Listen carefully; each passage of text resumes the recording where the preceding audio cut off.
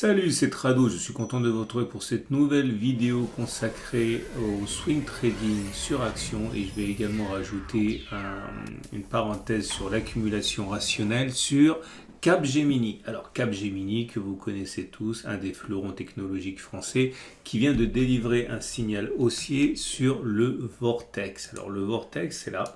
Vous avez une courbe verte, une courbe rouge et lorsque la courbe verte croise la courbe rouge, ça donne un signal haussier. Et l'inverse, lorsque c'est la rouge qui traverse la courbe verte, comme ça c'est produit par exemple ici. Okay, donc c'est pas parce que c'est un signal qui fonctionne généralement qu'il fonctionne toujours. Et on va donc regarder ce que ça a donné les précédentes fois sur Capgemini. Et on va partir du principe que l'on achète lorsque, je vais prendre un exemple simple, après on va tous les faire, mais prenons cet exemple-là. Un exemple très simple ici. Voilà, le signal a été donné sur cette bougie-ci où le vortex est passé au-dessus, la courbe verte est passée au-dessus de la courbe rouge. Là, on va prendre le plus bas du cycle baissier de vortex, c'est-à-dire lorsque la rouge est passée au-dessus du vert. Donc clairement, ça c'est un cycle baissier. Le plus bas a été obtenu sur cette bougie.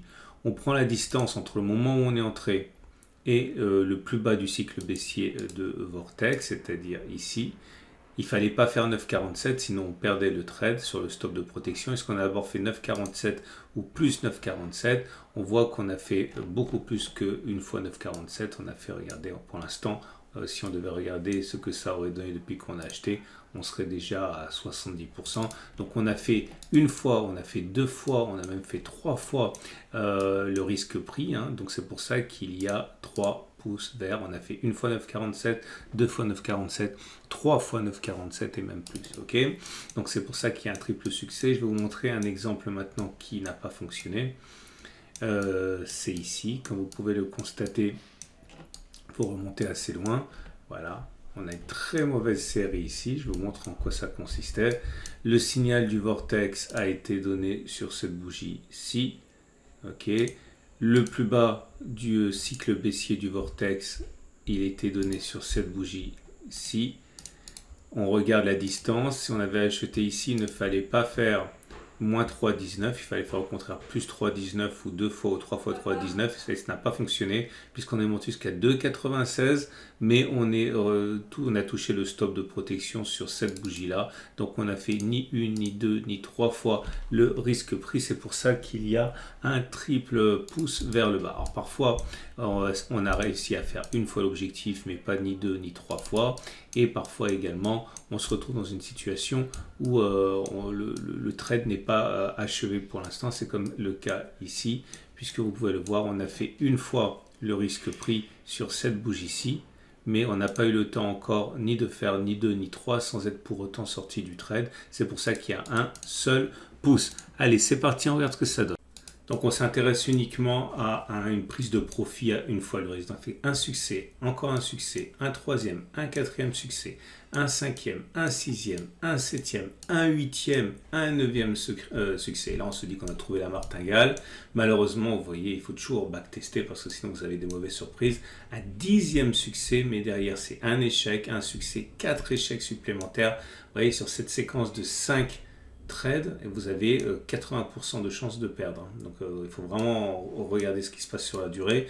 Un succès, encore un succès, un succès, un succès, 1, 2, 3, 4 échecs, un succès, un échec, 3 succès, un échec, un succès, et ça y est, on arrive à 31 occurrences et voilà le résultat. Si on prend le profit sur une fois le risque, ça nous donne 20 succès, 11 échecs, 65% de succès, 35% d'échecs. Si on avait risqué 1000 euros par trade, on aurait gagné 20 fois 1000 et perdu 11 fois 1000, autrement dit 9000 euros de gain net.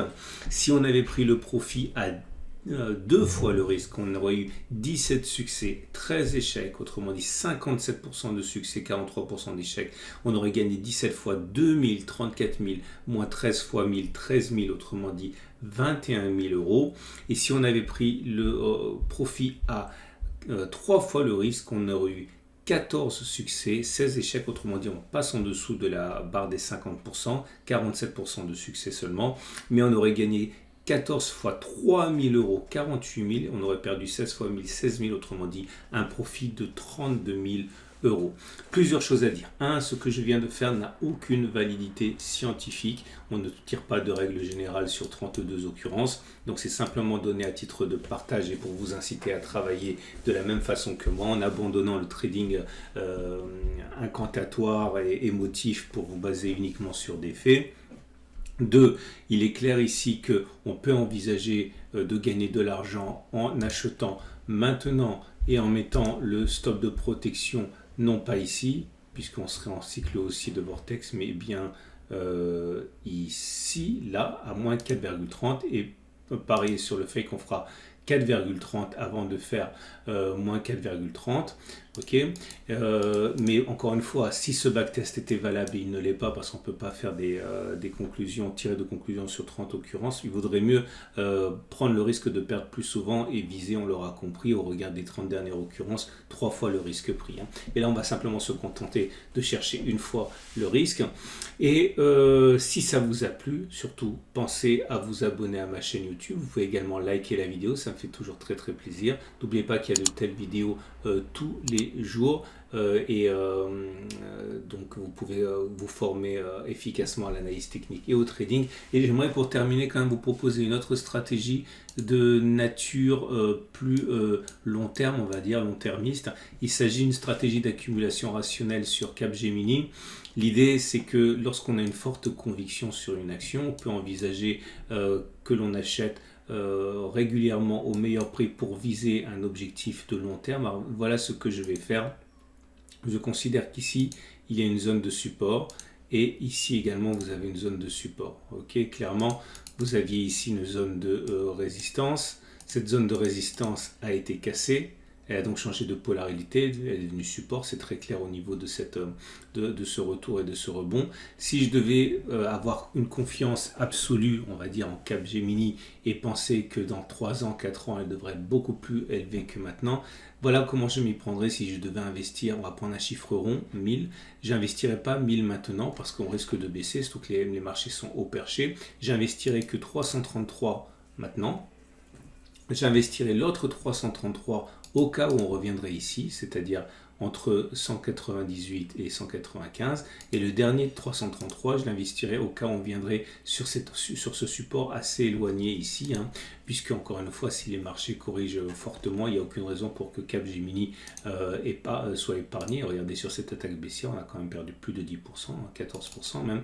Donc voilà comment je m'y prendrai pour Capgemini en visant bien sûr un horizon lointain, puisque par définition, c'est une action dans laquelle j'aurai confiance. Encore une fois, rien là-dedans ne correspond à une incitation à acheter, c'est simplement un partage et une aide si vous avez déjà une conviction haussière sur Capgemini. Donc, pas 1000 maintenant, 333 maintenant, 333 ici, 333 là. Évidemment, si on achète 333 maintenant et qu'on part vers les étoiles, eh bien tant pis, évidemment, on n'aura pas investi les 1000 qu'on a prévus, mais ça laisse quand même 666 pour investir sur autre chose et apprécier le fait qu'on était déjà investi dès à présent. Voilà, dernière chose, si cette méthode vous a plu, ça s'appelle la méthode d'accumulation rationnelle, c'est celle que j'utilise depuis des années et des années. Vous avez un module avec un extrait gratuit pour vous familiariser avec ça. C'est juste en dessous de la vidéo. Je vous souhaite une excellente journée et n'oubliez pas de vous abonner à la chaîne YouTube si vous avez aimé ça.